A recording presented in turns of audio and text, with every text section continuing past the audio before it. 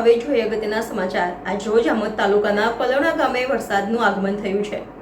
આમોદ તાલુકાના કોલવણા ગામમાં વાતાવરણમાં પલટો થતા વરસાદની આગાહી સાથે વરસાદ પડ્યો હતો અને લોકોમાં ખુશીની લહેર જોવા મળી હતી। વરસાદ જોઈને ખેડૂતોમાં ખુશીની લહેર જોવા મળી હતી। રિપોર્ટર મૌલાના મુબારક દીવાન, NN ન્યૂઝ કોલવણા। દર્શક મિત્રો, તમારી આસપાસ બની રહેલી અવનવી ઘટનાઓ વિશે જાણવા માટે NN ન્યૂઝને લાઇક કરો, શેર કરો, સબસ્ક્રાઇબ કરો અને બેલ આઇકન પ્રેસ કરો, જેથી આપને નોટિફિકેશન્સ મળતી રહે।